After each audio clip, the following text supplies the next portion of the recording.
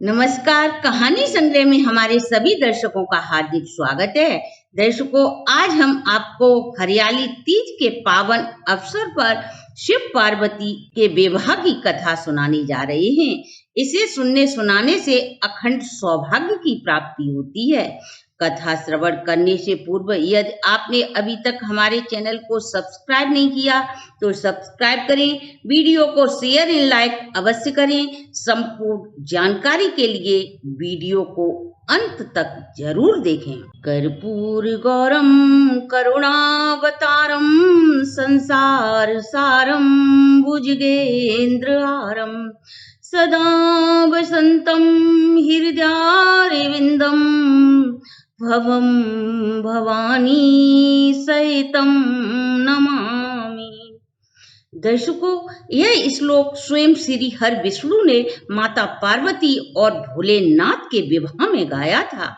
इसका अभिप्राय है, जो कपूर की तरह शुद्ध है और जिनका गौर वर्ण कपूर के समान है, जिसका व्यक्तित्व करुणा का प्रतीक है, जो संपूर्ण सृष्टि का सार है तथा गले में सर्पों के हार सुशोभित हैं, हृदय में सदा के लिए निवास करें।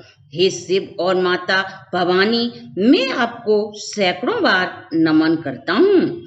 श्रावण माह की यह तीज भगवान शिव और माता पार्वती के मिलन का प्रतीक है। भगवान शिव और माता पार्वती के विवाह का प्रसंग बहुत ही मंगलकारी है। जो भी इस कथा को सुनता या सुनाता है, उसके सभी मनोरथ पूर्ण होते हैं। शिव पुराण में इसकी महत्वता का वर्णन किया गया है। माँ सती ने जब अपने पिता दक्ष के हवन कुंड में अपना शरीर भस्म किया था, उसके बाद पुनः पार्वती के रूप में जन्म लेकर भगवान भोलेनाथ को पति के रूप में प्राप्त करने के लिए कठोर तप किया। कामदेव ने भगवान भोलेनाथ की तपस्या को भंग करने का प्रयास किया तो भगवान शिव की क्रोधा अग्नि में जलकर वह भस्म हो गया। तब सभी देवताओं ने ब्रह्मा के साथ मिलकर भगवान शिव की स्तुति की। स्तुति से प्रसन्न होकर भगवान भोलेनाथ प्रसन्न होकर बोले, हे देवो, जैसी तुम्हारी इच्छा है वैसा ही होगा।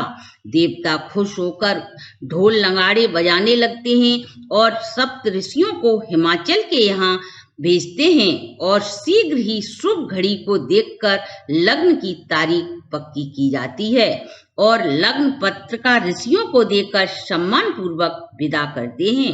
ब्रह्मा जी लग्न पत्रिका बांचते हैं तो सभी देवता, गंधर्व, यक्ष, ऋषि मुनि हर्षित हो जाते हैं। उसी समय ऋषि दुर्वासा अपनी माता अनसुईया के साथ कैलाश पर्वत पर आते हैं। नारद जी ऋषि और माता अनसुईया से मिलते हैं। तब महर्षि दुर्वासा से पूछते हैं कि आप माता को छोड़कर जा रहे हो? तब दुर्वासा बोले, मैं भी भोलेनाथ के विवाह में सम्मिलित होने आया हूँ। इस पर नारद जी बोले, हे मुनिवर, आपको क्रोध शीघ्र ही आ जाता है और शीघ्र ही आप श्राप भी दे देते हैं। तब महर्षि दुर्वासा बोले, मैंने माँ को वचन दिया है, मैं न तो क्रोध करूंगा और न ही किसी को श्राप दूंगा। फिर नारद जी ने जाकर नंदी को सूचना दी कि महर्षि दुर्वासा माँ सहित पधारे हैं। तो वह उन्हें लेकर भगवान शिव के पास पहुंच जाते हैं, जहां सभी देवता उन्माद मस्ती कर रहे थे। शिव के सभी गण दुर्वासा जी के साथ हंसी परिहास करने लगे। तभी दुर्वासा जी को गुस्सा आ गया और उन्होंने शिव गणों को श्राप दे दिया, तुम्हारे इन हालातों को देखते ही कन्या पक्ष के लोग मूर्छित हो जाएंगे। और फिर क्रोधित होकर वह बोले, तुम्हारे इस रूप में पार्वती से कभी भी विवाह नहीं हो सकता। जैसे ही नारद जी ने सुना तो वह बोले, मुनिवर, आपने यह क्या किया? कितने दिनों के बाद भोले बाबा विवाह के लिए तैयार हुए और आपने उन्हें श्राप दे दिया। तभी नंदी बोले, आपके साथ हंसी मजाक भोलेनाथ के गणों ने की थी और आपने श्राप भोलेनाथ को दे दिया। यह सुन दुर्वासा को माँ को दिया गया वचन याद आ जाता है। उसी समय वहां श्री हर विष्णु प्रकट हो जाते हैं और बोले, हे मुनिवर, यह सब तो विधि का विधान के अनुसार ही हो रहा है। इसमें आपका कोई दोष नहीं। अब सब विवाह में चलने की तैयारी करें। इस प्रकार सब विवाह में जाने की तैयारी में जुट गए। शिवजी के गढ़ भगवान भोलेनाथ की जटाओं का मुकुट बनाकर सर्पों का मोहर सजाया गया। शरीर पर विभूति, सर्पों के हार और वस्त्रों की जगह बाघंबर था। भगवान भोलेनाथ के मस्तक पर चंद्रमा और गले में नर मुंडों की माला थी। भगवान भोलेनाथ का उबटन हल्दी की जगह जले हुए मुर्दों की राख से, एक हाथ में त्रिशूल और दूसरे हाथ में डमरू सुशोभित है। शिवजी बैल पर सवार हो गाजे बाजे के साथ, सभी देवगढ़ के साथ असुर भी, भूत पिशाच आज सभी मेहमान के रूप में वहां उपस्थित थे। श्री रामचंद्र जी के विवाह के समय भूत प्रेतों को निमंत्रण न देने पर वे सब रोने लगे थे। तब भोलेनाथ ने कहा, तुम मेरे विवाह में सब अमंगल और अपशकुन के साथ आ जाना। इसीलिए आज सभी मौज मस्ती के साथ भोलेनाथ के विवाह में उपस्थित थे। बारात नगर में आते ही चहल पहल मच गई। पार्वती की मां मैना ने मंगल आरती का थाल तैयार किया और स्त्रियां मंगल गीत गाने लगीं। इस प्रकार मैना शिवजी की आरती के लिए चल दी। जब मैना ने विष्णु के अलौकिक रूप को देखा तो प्रसन्न हो नारद जी से पूछा, क्या यही मेरी शिवा के शिव हैं? नारद जी बोले, नहीं, यह तो श्री हर विष्णु हैं, पार्वती के पति सबसे अद्भुत और अलौकिक हैं। इस प्रकार एक एक देवी देवता का परिचय मैना पूछती हैं। नारद उन्हें सबका परिचय देते हैं। उसी समय शिव अपने गणों के साथ वहां पधारते हैं। सभी विचित्र वेशभूषा धारण किए हुए हैं। जो भी उन्हें देखता वह डर के मारे या तो मूर्छित हो जाता या भाग जाता।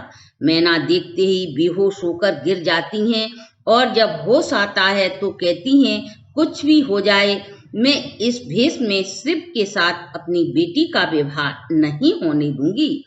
तब पार्वती ने कहा, माता, यह समय संताप करने का नहीं, मेरे भाग्य में जो दुख या सुख है वही मिलेगा।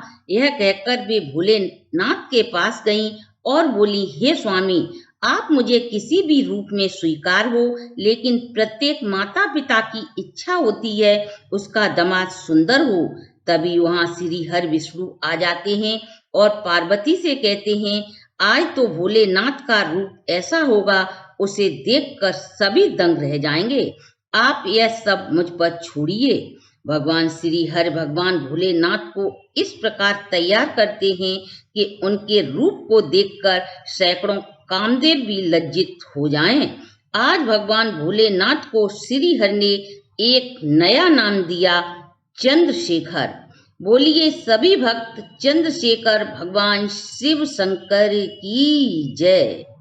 इसके बाद नारद जी ने पार्वती के पूर्व जन्म की कथा सुनाई और कहा, पार्वती तो सदा के लिए ही शिव की अर्धांगिनी है। नारद जी के ऐसे वचन सुनते ही सबका विषाद मिट गया और मैना हिमवान जी आनंद मग्न हो गए। पर्वतराज ने अपने एक हाथ में कुश लेकर और एक हाथ में अपनी पुत्री भवानी का हाथ लेकर भगवान शिव को समर्पित किया। जब महेश्वर ने पार्वती का पार ग्रहण किया तब इंद्र आदि सभी देवता हृदय में हर्षित हो उठे। श्रेष्ठ मुनिगण वेद मंत्रों का उच्चारण करने लगे और सभी देवतागण शिवजी की जय जयकार करने लगे। अनेकों प्रकार के बाजे बजने लगे और आकाश से फूलों की वर्षा होने लगी। इस प्रकार भगवान भोलेनाथ और माता पार्वती का विवाह संपन्न होता है। बोलिए सभी भक्त भगवान शिव और माता पार्वती की जय। आशा है आपको हमारी ये प्रस्तुति अच्छी लगी होगी। अगर आपको हमारी वीडियो अच्छी लगी हो तो आप हमारे चैनल को लाइक, सब्सक्राइब और शेयर करें।